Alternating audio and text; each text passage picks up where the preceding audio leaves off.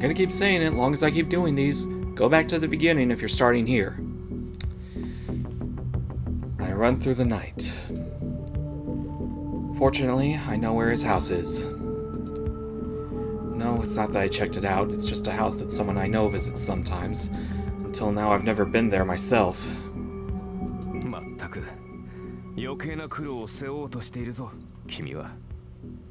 Good grief, this isn't your burden to bear. Archer doesn't have any motivation. He criticized that I'd saved him from dying in the first place, and that I was running off to save him again now.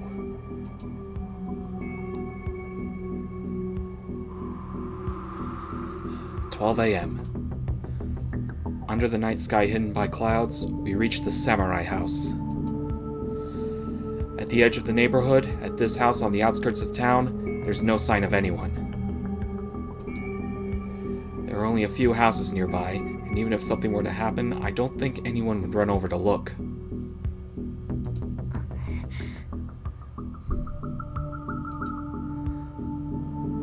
My breath is white. The wind has started blowing. It must be pretty strong. The clouds are flowing swiftly. The Fuyuki wind that's supposed to be warm sends a chill down my back, and my whole body shivers.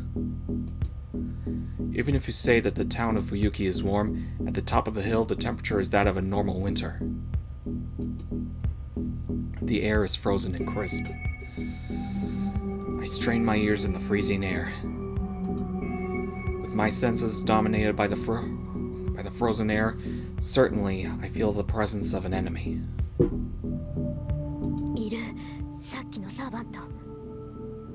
He's here, the servant from before. I bite my lip. The presence is on the other side of this wall.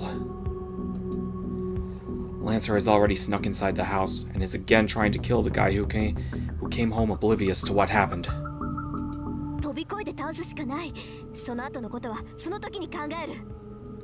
We have no choice but to jump over and take him out. We'll think about what to do after that when we get there. At the same time that I order Archer to go in.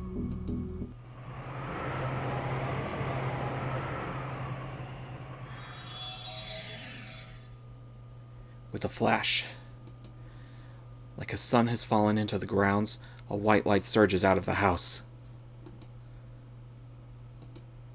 The presence is eclipsed by another presence. The wave of servant power called Lancer is erased by an even larger wave of power. The instantaneously exploded ether gives flesh to the spirit. And that materialized thing was summoned to overwhelm Lancer. No way. I can only whisper. But it's obviously the truth. As proof, look, just now Lancer leapt over the wall and disappeared, as though fleeing from the house.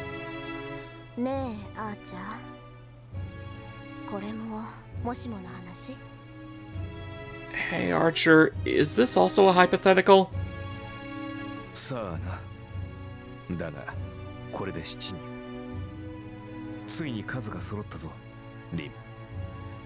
Who knows? That makes 7. At last they're all assembled, Rin. Archer answers calmly. I've lost my normal judgment. That's why I couldn't even consider the easily imagined thing that happens next. The wind blows especially strongly. Clouds conceal the sky like an umbrella. The lightless street is suddenly shut up in darkness. The servant leaps over the wall and flutters down like an evil bird. Archer reacted.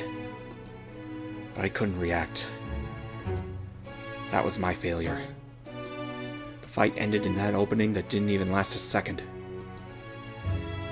Even if it was just a second for me, for that servant, it was an opening that was impossible to let pass. A storm of blades closes in on me. Archer! Archer who throws me out of the way, and the servant who cuts down Archer. Really only an instant. Was Archer, who had so splendidly held off Lancer's ferocious attacks, really struck down with only a single blow? Archer, disappear! But this time I made it in time. In the instant that the enemy servant's blade would have cut through Archer's neck, I forced him to withdraw. A throbbing pain in my right hand. It must have been quite an unreasonable order and an unreasonable action. One of the command spells on my right hand disappears. With that, I only have one left. But this is for the best. If it's to keep Archer from dying, then losing one or two command spells is... Pay no mind to the disappearing Archer.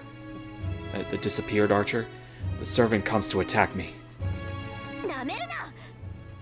Don't underestimate me!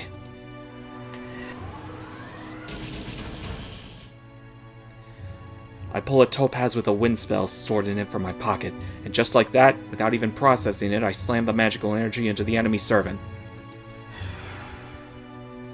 That thing, which could blow away a house or two without a trace, is a mass of wind spells that I've habitually stored up little by little. It's one of the 10 gems I've been storing magical energy in without a day's rest for 17 years. I'm using all of it, so even if it's not enough to take them out, to slow them down it should be...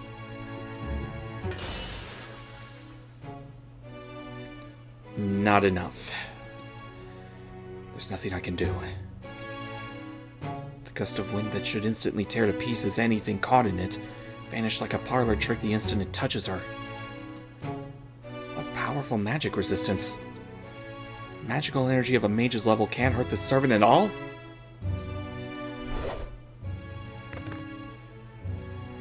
It's no use.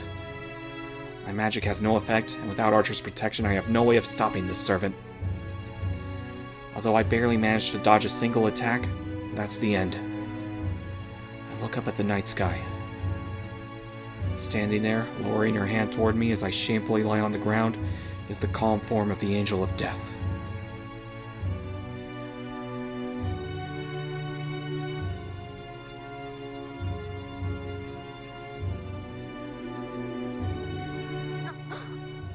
What? The wind blows. A break in the clouds. The moon peeks through the spiral sky. Moonlight pouring down, and her exceedingly beautiful features. This is what forced Lancer to flee. What struck down my Archer with a single stroke? The form of the servant that cancelled my magic as though it were nothing.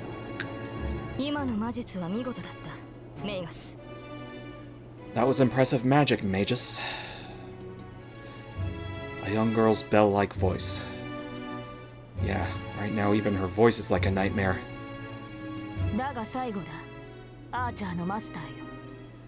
But this is the end, O Master of Archer. The sword thrust against me gleams. There, at the moment of my death, I understand. Without any proof for it, I understand it at a glance. This is the card I wanted. The hero of the sword, said to be the strongest of all servants.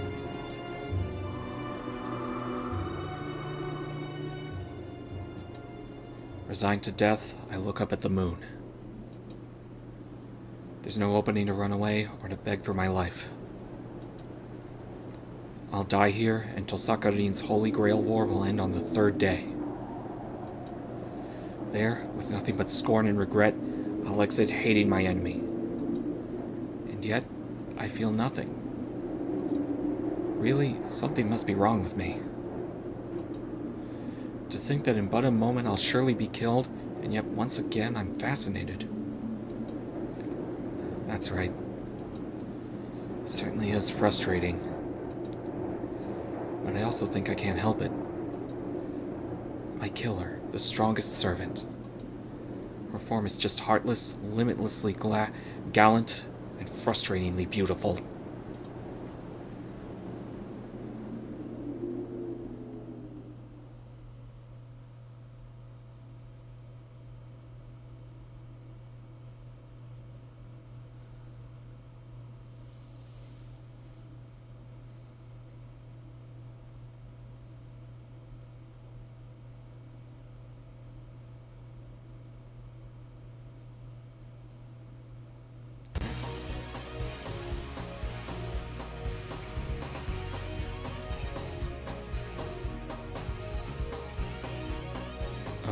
Okay.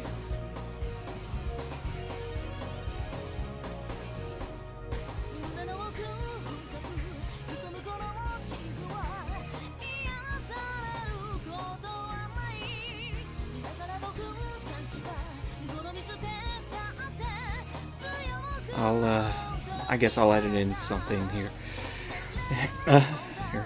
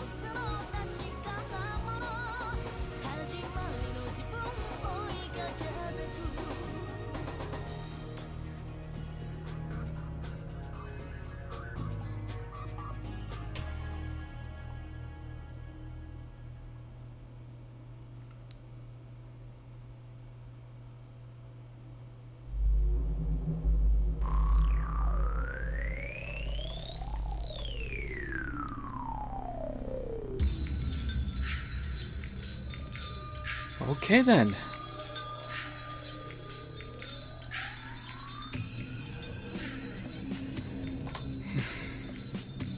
So,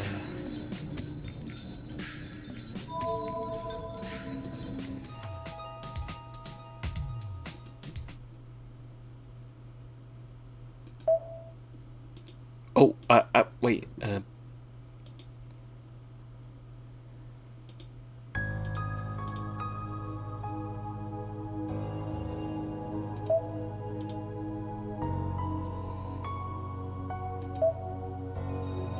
yes, return to the title screen. Alright.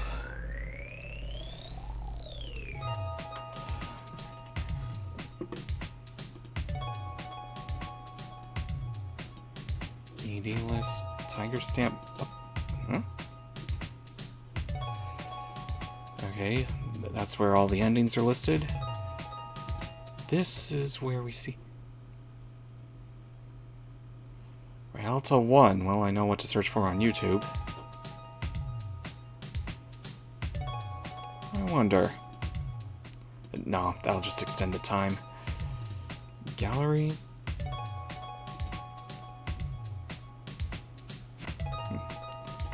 That's for each of the routes. Music. And,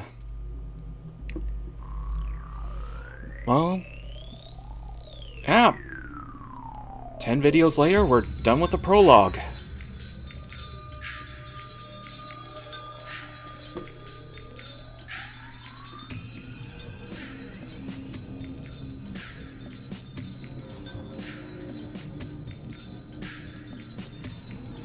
Alright. Let's get started then. For quote-unquote real. With blood of steel and a heart of glass, undefeated across countless battlefields, never once retreating, nor even once understood. He is always alone, sick with victory atop a hill of swords. Thus his life has no meaning. Surely his body was made out of swords.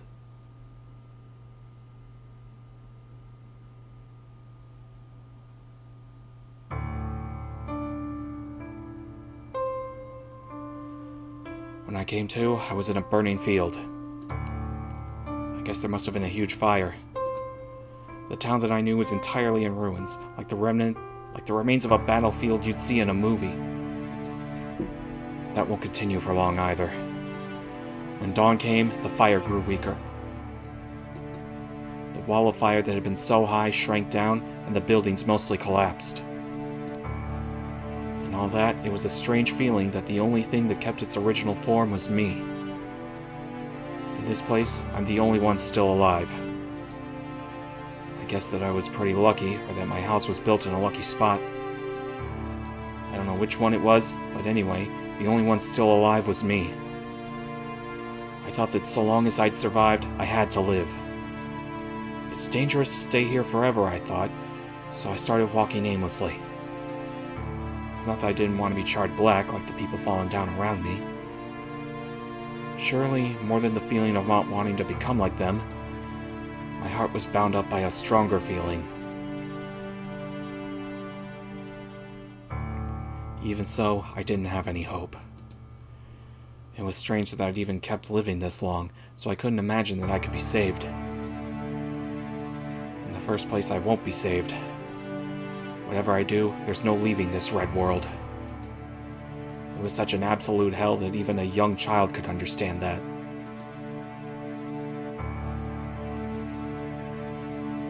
And so I collapsed. I'm not sure if there was no oxygen or if I just lost the ability to breathe. Anyway, I collapsed and stared up at the sky that had begun to cloud over. Around me were the shapes of people burned black and unmoving. Dark clouds hid the sky and taught me that rain would fall soon. That's good. If it rains, the fire will go out. At the end, I took a deep breath and looked up at the rain clouds. I couldn't even breathe, and yet I just thought, it hurts. In place of the people who could no longer say even those words, I spoke my honest feelings.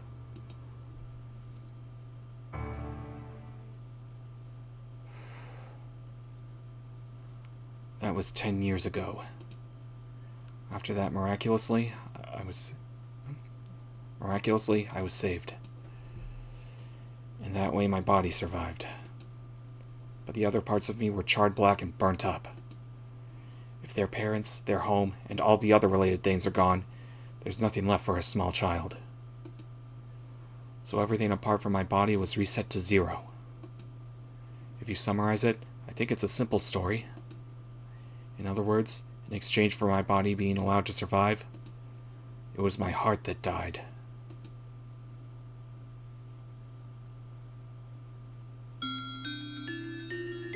I'm dreaming. I squinted at the first white light. It's bright, I thought. All that happened was I opened my eyes and light came into them, but I wasn't used to that happening. Most likely, I didn't even understand what brightness was to begin with.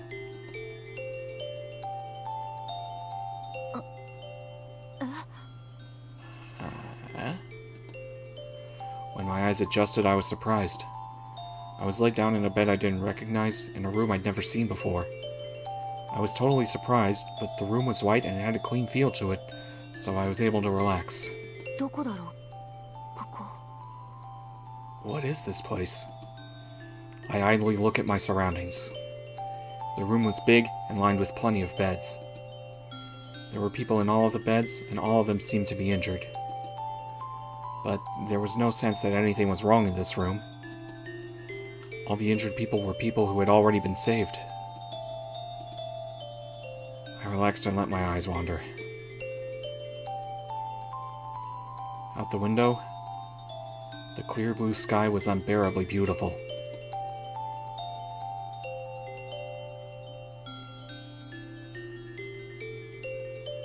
From there, a few days passed, and gradually I was able to grasp what happened. I was able to remember what happened in the last few days with no problems. But even so, at that time I was no different from a newborn baby. That's not ridicule, it's pretty close to the truth. Anyway, it was a terrible fire. I was rescued from the fire, and when I came to, I was in a hospital room. My parents had disappeared, and my whole body was wrapped in bandages. What happened wasn't clear to me. I only understood vaguely that I was alone. I think I accepted that pretty quickly. Well, since all the kids around me were just like me, I didn't really have any choice but to accept it. Then, after that, when I started worrying about what would happen to me, in the way a child does, all of a sudden he came along.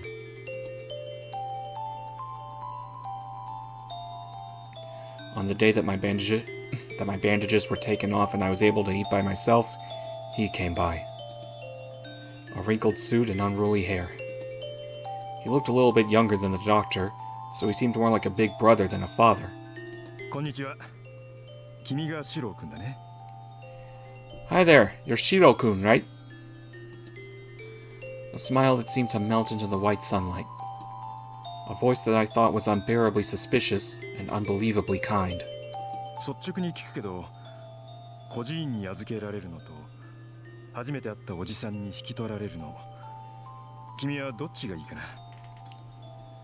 I'll come right out and ask this, but between being entrusted to an orphanage and being taken in by a guy you just met, which would you rather take?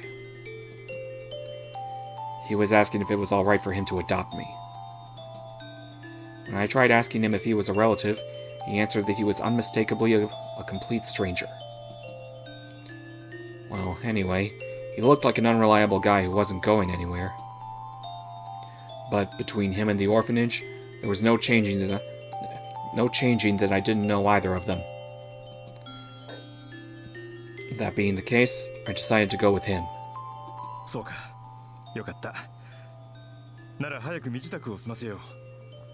新しい家に一日でも早く慣れなくっちゃいけないからね。I see. That's good. Well then, let's get you dressed quickly. You've got to get used to a new house as soon as you can, after all. He hurriedly started packing a suitcase. Even though I was just a kid, I could tell his packing wasn't very good. And after he finished jamming everything untidily into the suitcase... おっと、大切なことを言い忘れた。Oh, I forgot to tell you something important. うちに来る前に、一つだけ教えなくちゃいけないことがある。Before you come to my place, there's one very important thing I have to tell you. Is that okay? He asked. His look over his shoulder was so casual. It was like he was just going to ask where we were going. Yeah. はじめに言っておくとね、僕は魔法使いなんだ。I'll tell you this right from the start, but I'm a magician. Exaggeratedly and with total seriousness, he said that. It happened in an instant. Thinking about it now, I was just a kid. I couldn't tell if those words were serious or a joke, but believing him as though it was totally natural... Whoa, that's amazing! With sparkling eyes, apparently I said that in return.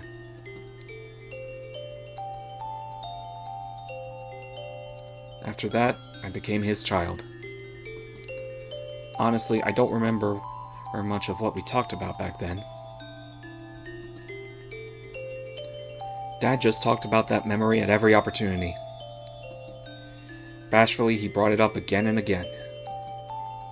Because of that, for my father, for Emiya Kiritsugu, that might have been the happiest thing that ever happened to him. And to the kid who'd lost his parents and his home in an accident, the dad who casually said that I'm a magician was still Dad. And the me who envied him with shining eyes was also me, I think. Like that, I became his son and received the name Emiya. Emiya Shiro. When I said my name like that I had the same name as Kiritsugu, it made me so proud that I couldn't bear it. I'm dreaming. A story from when I was a kid. It's from just after I convinced Dad to make me his apprentice, so it must be around 8 years ago. When I was old enough to look after the house by myself, Kiritsugu started frequently leaving the house. In his usual tone, Kiritsugu would say childish stuff like, "Today I'm going on an adventure all over the world," and then he would really do it. From then on, it was always like that. It was normal for him to be away for a month at a time, and in the worst case, there were times when he only came home once every 6 months. The Emiya house is a big samurai-style mansion, and the only ones living in it were me and Kiritsugu. The Emiya house was too big for a little kid like me, so there were times when I didn't know what to do. Still, I liked living like that. Emiya Kiritsugu always returning from his trips and boasting about them like a kid. And the child with his name excitedly waiting to hear those stories. I was always alone at the house, but that loneliness was made up for by Kiritsugu's tales of his adventures. The father, ever chasing his dreams like a boy. I was exasperated with him, but he was always dazzling to me. So, maybe that's why I wish that someday I could be like him too. Well, while we're here. Even though I was just a kid, seeing my dad always chasing his dreams like that made me think that I needed to be dependable, though.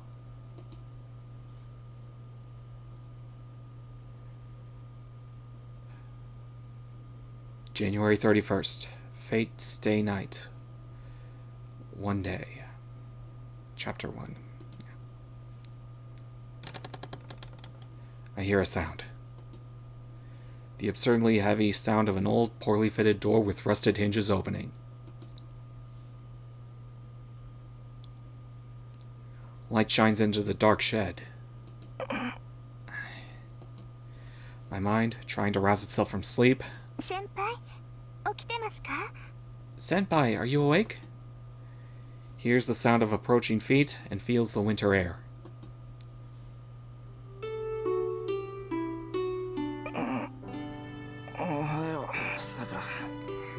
Morning, Sakura. はい。おはようございます、先輩。 Yes, good morning, Senpai. 先輩、朝ですよ。まだ時間はありますけど、ここで眠っていたら藤村先生に怒られます。 Senpai, it is morning. There's still time, but if you keep sleeping here, Fujimura-sensei is going to scold you.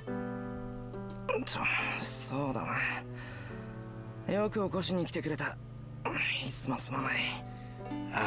Yeah, thanks for coming to wake me up. Sorry as always. そんなことありません。先輩、いつも朝は早いですから。 Not at all. You're always up early, Senpai. こんな風に起こしに来れるなんてたまにしかありません。 Being able to come and wake you up like this doesn't happen very often. Huh? I don't know what she's so happy about, but Sakura is in an unusually good mood. そうかな。結構桜には起こされてるぞ、俺。 I wonder about that. You come wake me up all the time. けど、藤姉には叩き起こされるから、桜の方が助かる。これに懲りずに次は頑張る。 Though, since Fujine, Big Sis Fujimura, will just kick me out of bed, it's better for me if you do it. Yeah, never mind today. I'll do my best next time. I answer, still half asleep. I'm not really using my head, so even I don't know what I'm saying. はい、わかりました。でも、頑張ってもらわない方が嬉しいです、私。 Yes, I understand. Although I would be happier if you didn't try your best. Sakura is giggling. This is bad. I'm still not awake yet, and it looks like I said something weird. ちょっと待ってくれ。すぐ起きるから。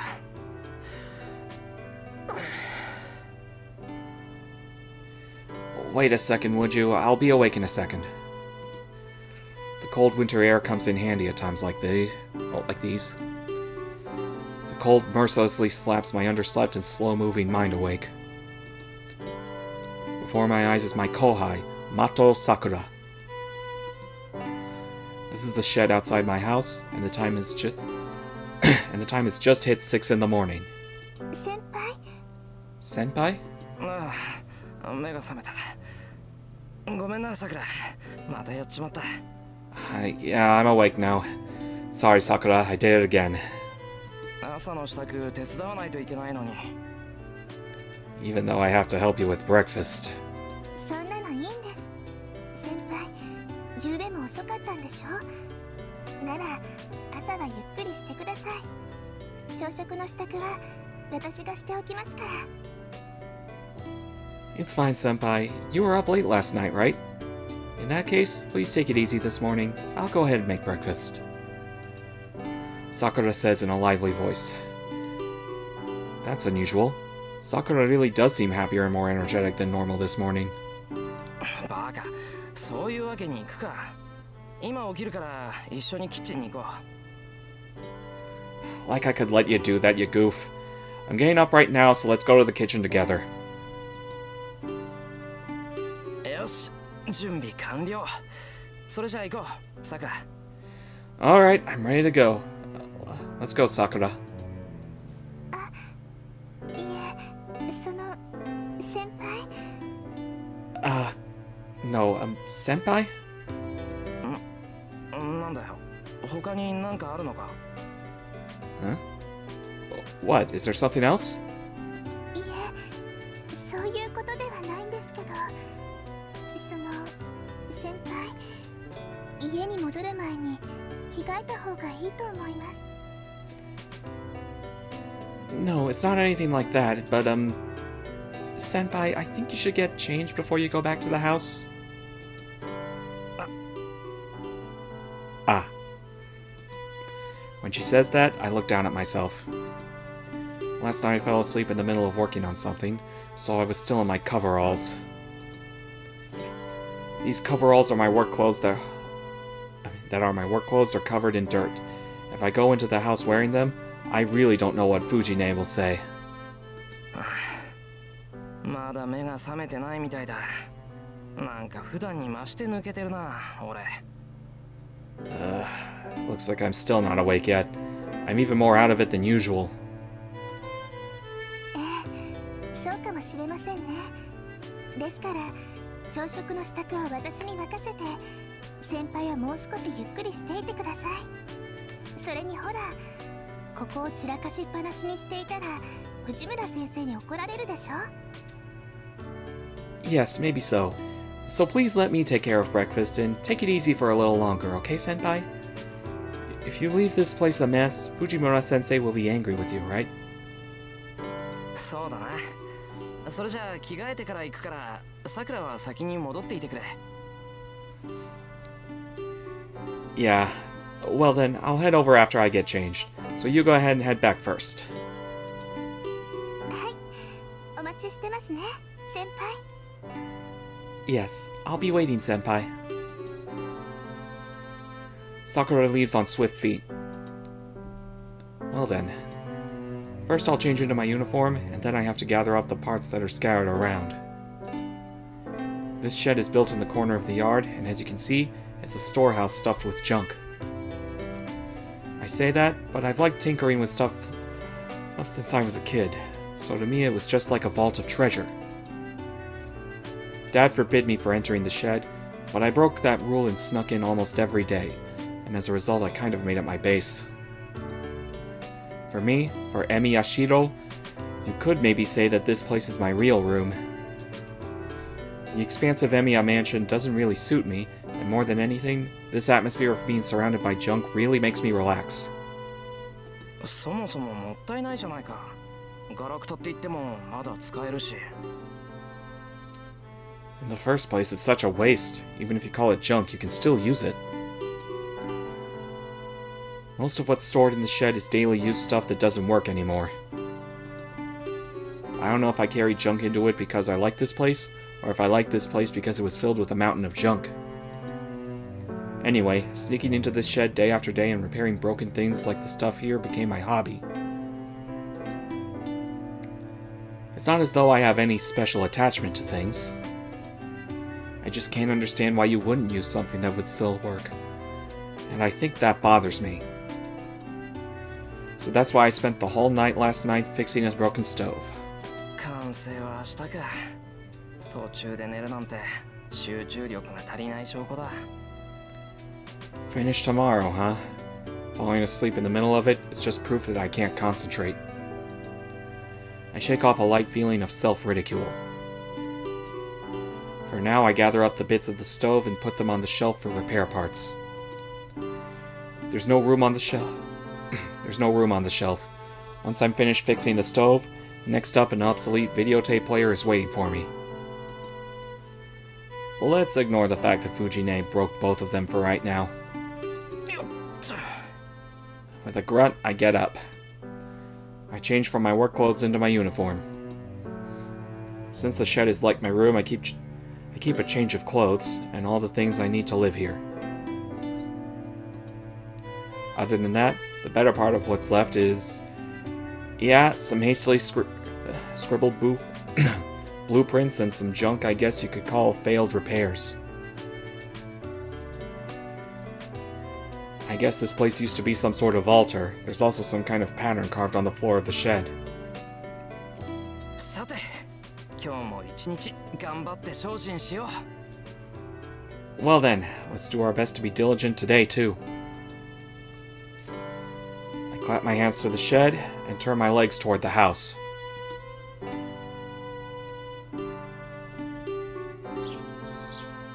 And I'm gonna break it off here. Thanks for watching, like and subscribe. See you next time.